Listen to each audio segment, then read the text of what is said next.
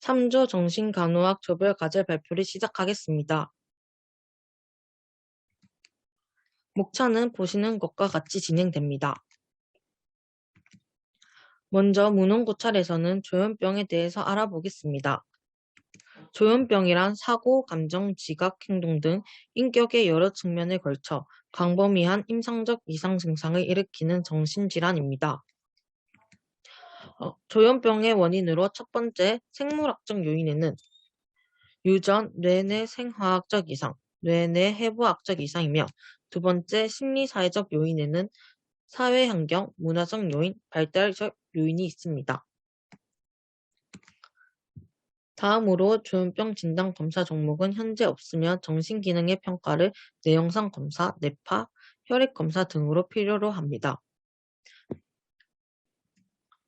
이 진단 기준은 DSM-5로 의사가 진료할 때 참고하는 조현병에 대한 진단 기준으로 지금 보시는 ABCD 기준을 모두 만족하여야만 조현병으로 진단받을 수 있습니다.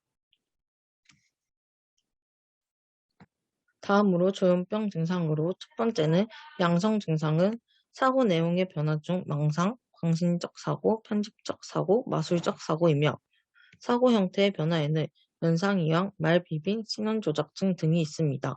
그리고 지각의 변화 중 환청, 환시, 환호, 환촉, 환미가 있습니다.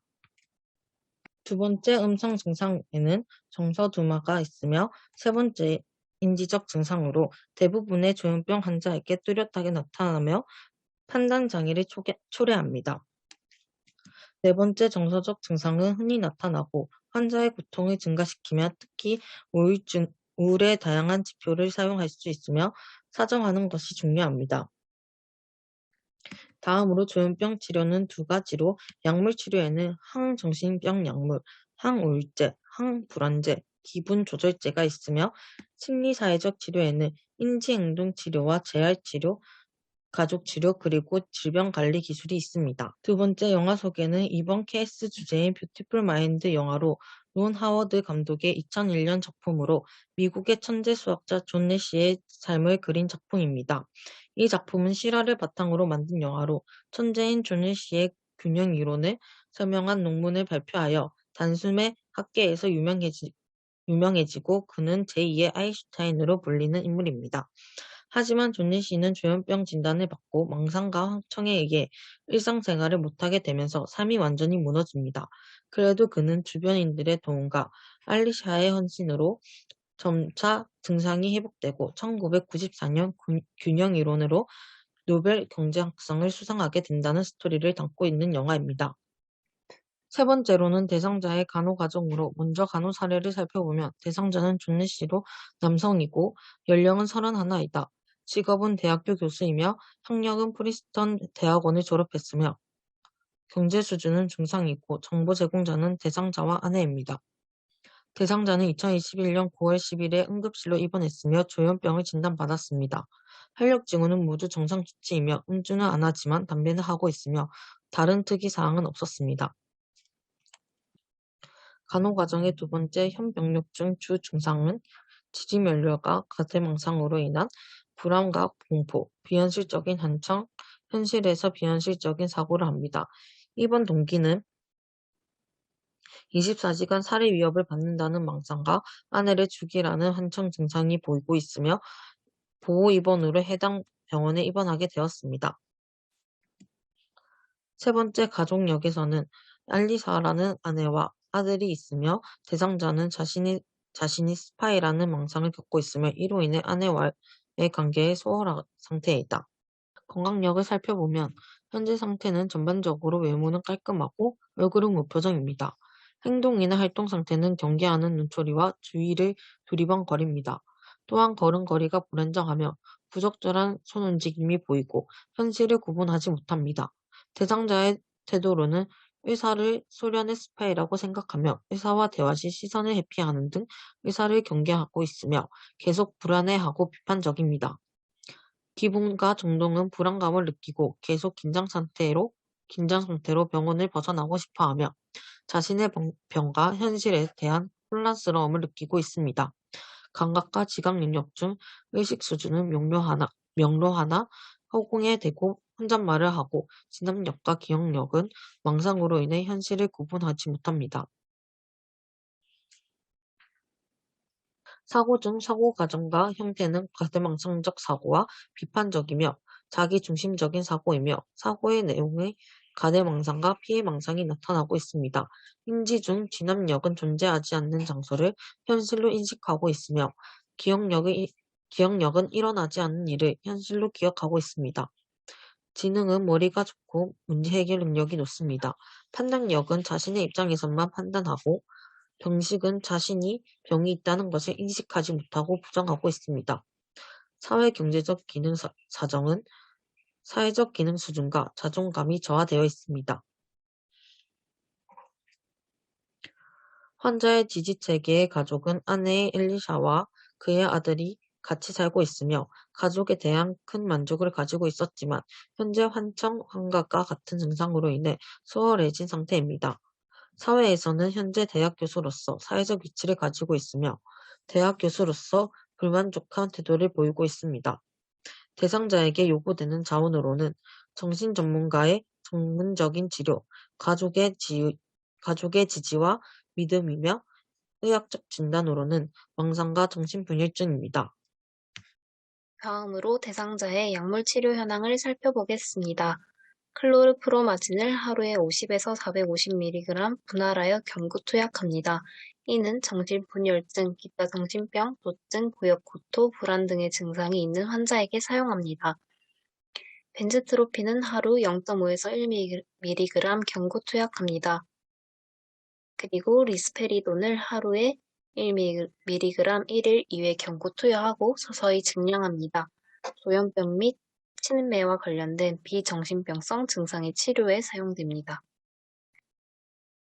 다음으로는 대상자를 위한 정신치료와 활동요법입니다. 심리적인 중재로 개인 정신치료를 할 수 있습니다.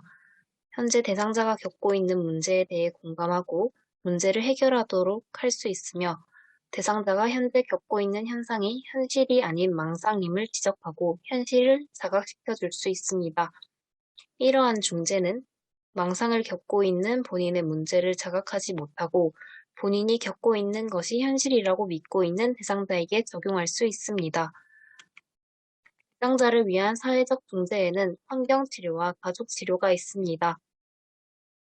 집단과 사회적 상호작용을 강조하여 동료들에 대한 규범과 기대, 적응을 할 수 있도록 해주고 가족 지지, 교육, 대처, 기술훈련 등의 프로그램을 제공하여 생물학적인 질환의 2차적인 희생자임을 자각하게 합니다. 이러한 중재를 통해 대상자와 대상자의 가족은 지역사회의 지지체계로부터 고립되지 않으며 사회적으로 비난받지도 않습니다. 가족 구성원 간의 비난, 왜곡의 확인은 일어나지 않았으며 죄책감과 불안이 감소될 것입니다. 다음으로 간호진단을 살펴보겠습니다. 저희는 1순위로 현실 판단력 장애와 관련된 자신 및 타인에 대한 폭력 위험성을 1순위로 잡았고 그 다음 2순위로는 망상 환청과 관련된 사고과정 장애, 3순위 지각장애와 관련된 불안을 간호진단으로 잡았습니다. 그 중에서 1순위 간호진단, 현실 판단력 장애와 관련된 자신 및 타인에 대한 폭력 위험성을 살펴보겠습니다. 주관적인 자료로는 아내가 많은 정보를 알고 있다고 아내를 죽이려고 해요. 소련의 스파이들이 저를 죽이러 올 거예요 라는 망상이 보였으며 객관적인 자료로는 누군가와 싸우는 듯한 행동을 보였고 의사를 소련의 스파이라고 생각하며 그치만 불안을 나타내는 모습을 보였으며 환각과 망상적인 사고를 나타내었습니다. 이에 장기 목표로는 대상자는 퇴원 시까지 자신이나 타인을 해치지 않는다. 단기 목표로는 대상자는 7일 이내에 불안과 초조함이 증가하는 징후들을 인식할 수 있고 간호사에게 도움을 청할 수 있다를 단기 목표로 설정하였습니다. 진단적 계획 첫 번째, 대상자의 행동을 일상적인 활동에서 자주 관찰합니다. 두 번째, 환각이 느껴질 때 대상자의 방어 기전에 대해 사정합니다. 세 번째, 대상자에게 현실감을 제공하고 대상자가 현실 세계와 가상 세계를 구분하였을 때 칭찬을 해줍니다. 치료적 계획으로는 의사의 처방에 따라 대상자에게 처방된 약물을 제공하고 부작용을 사정합니다. 그리고 대상자에게 인지치료요법을 제공하고 대상자에게 활동치료를 제공합니다. 활동치료에는 미술치료, 음악치료, 문학치료 등이 있습니다. 교육적 계획으로는 불안 상승을 저지하는 방법을 심호흡이나 명상, 운동, 걷기, 조깅 등으로 교육하고 규칙적인 약물 복용의 중요성에 대해 교육하는 것을 계획으로 잡았습니다. 수행 내용 첫 번째, 대상자의 활동을 자주 사정한 결과 혼잣말을 하거나 환각을 보는 증세는 보이나 폭력적인 행동은 보이지 않았습니다. 그리고 대상자는 환각이 보이자 이제 너와 대화하면 안 돼, 대화하지 않을 거야 라는 말을 하며 방어 기전을 나타내었습니다. 세 번째, 대상자에게 현실감을 제공하였고 대상자가 현실 세계와 가상 세계를 구분하였을 때 칭찬을 해주었습니다. 그리고 의사의 처방에 따라 정확한 투약 원칙을 지켜 약물을 투약하였고 그에 따른 부작용은 발생하지 않았습니다. 클로르프로마진과 벤즈트로핀을 투약하였습니다. 다섯 번째, 대상자에게 인지치료요법을 제공하였습니다. 자기감시법은 불안을 느끼는 상황이 오면 자기 관찰 기록지에 그때의 감정을 100점 만점으로 나타내어 구체적으로 작성하도록 하였습니다. 이에 따른 효과는 자동적 사고를 명확하게 표현할 수 있고 사고와 감정을 구체적으로 나타내는 법을 깨닫게 됩니다. 홍수법의 내용은 밖에 나가는 것을 두려워하기 때문에 두려움에 맞설 수 있도록 밖에 나가서 마트에서 물건을 사도록 하는 방법이 있었습니다. 이에 따른 효과는 불안을 느끼는 상황에 노출되는 시간이 많아질수록 점점 불안이 사라지는 모습을 볼 수 있습니다. 대상자에게 활동 치료를 제공하였습니다. 미술 치료로 일주일에 한 번씩 대상자 마음대로 그리고 싶은 것을 선택하여 도화지에 표현하도록 하였습니다. 간호사에게 자신 표현을 통해 고민을 털어놓았으며 불안을 해결하였습니다. 음악 치료로는 한 달 동안 주 4회씩 대상자와 아내가 평소에 좋아하는 노래를 감상하게 하고 노래를 따라 부르게 하였습니다. 이 치료로 대상자의 표정이 밝아졌고 불안 척도 점수가 30점으로 감소하였습니다. 문학 치료로는 준비된 시를 돌아가며 낭독하고 느낌을 공유하며 자신의 감정을 표현하도록 하였습니다.